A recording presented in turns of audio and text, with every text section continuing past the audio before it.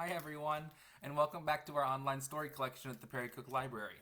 Don't forget to pick up your activity bags on Monday, and the videos are going to be uploaded to our YouTube channel on that same day. If you complete your activity bag, you can return it to the library and receive a prize bag. This is our 5th video, and we'll be having our final video next week. Today, we will be reading The Bear Says Thanks by Karma Wilson and Jane Chapman. Our activity this week is a craft based on something we'll see in our story. Let's get started. The Bear Says Thanks.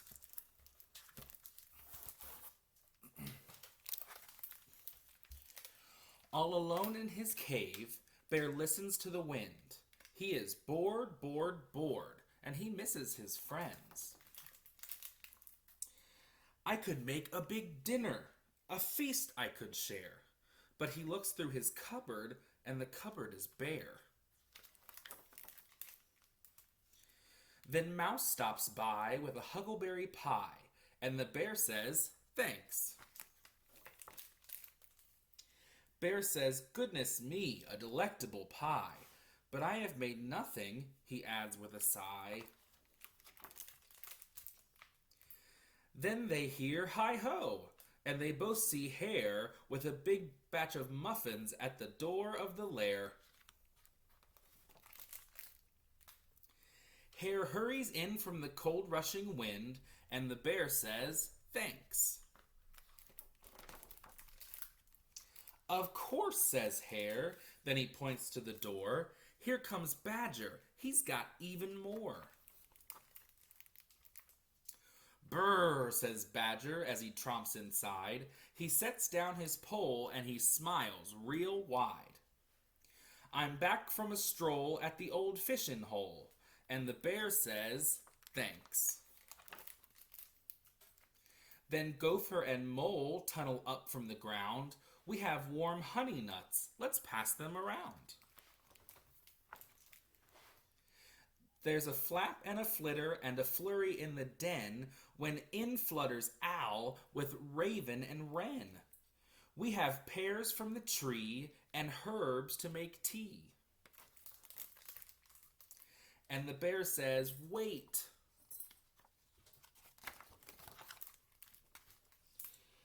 Bear mutters and he stutters and he wears a big frown. Bear sighs and he moans and he plops himself down. "You have brought yummy treats. You are so nice to share. But me, I have nothing. My cupboards are bare." Mouse squeaks, "Don't fret. There's enough, dear bear. You don't need any food. You have stories to share." His friends hug him tight. It will be all right. And Bear says, "Thanks." They lay out their feast on a quilt on the ground, and the bear takes a seat while his friends gather round. In a cave in the woods, in a warm, bright lair, the friends feel grateful for their good friend Bear. They pass around platters, they tweet and they chatter, and they all say thanks. Alright, so our activity this week is an arts and craft project. We're going to use materials that you can find in your activity bag to create 2 bear claws and a bear mask, so we can look like the bear in our story. We're going to need 5 paper plates, glue, paint, the brown paper from your bag, and scissors. So first we're going to start with the bear mask, and when you're all finished, it should look something like this. Got a nice bear mask there. The first thing that you're going to want to do is you're going to want to take a paper plate, and you're going to want to cut out this circle in the middle. So this big circle. An easy way to get it cut out is if you fold your plate in half, and you start your cut on the circle, and then you can open it up and just finish cutting around the circle with that little hole you've just made. Once you have your circle cut out, then you're going to paint the outside ring with brown paint, and then you're going to have to let it set aside for 10 to 15 minutes maybe and let it dry. Once it's dried, you can use glue to attach your popsicle stick to the back, and then 2 of these ears that you cut out from your brown paper that was in your bag. So these 2 kind of half moon shapes that were on your paper can be found in your bag. So you'll cut those out, and once your brown paint is dry, you're going to glue your ears and your popsicle stick on your mask so you can hold it up. Okay, and I colored mine brown. You can color yours any color you want. There's black bears and there's polar bears, which are white, but you could make any color bear you want. Okay, then once you set that aside and let the glue dry, it's all ready to go. My glue's all dried, so it's nice and solid. All right, the next thing we're gonna make two bear claws, which are like little hand puppets that go on your hand.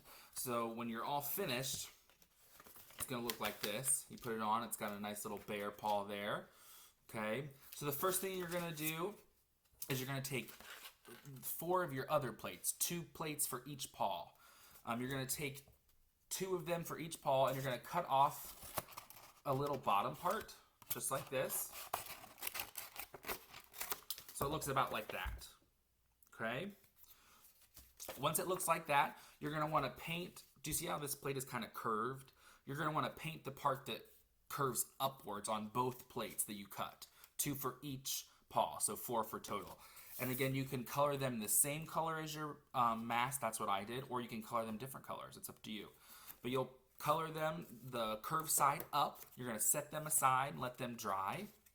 Once they're dry, then you can cut out on that same brown paper that was in your bag. You should have 6 of these little circles and 2 of these big circles. You're gonna cut those out, and 3 of the little circles and 1 big circle goes on each paw.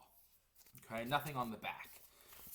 All right, so once you paint both sides of your plate, or the curved side of each plate, you're gonna let that dry. Once that dries, then you can use your glue to glue on your little paw print right here in this shape.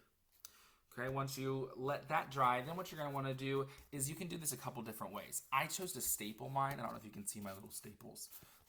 I chose to staple mine so it would hold together a little bit better, but you can also glue it too. Glue would work just fine. Okay, then you glue those or staple them to hold it together, and you will have 1 for each hand. And then you can have a bear mask and a bear paw. Okay? All right, so that's all we have for this week. We hope you'll join us for our last week next week. And thanks so much for watching. Stay safe and keep reading.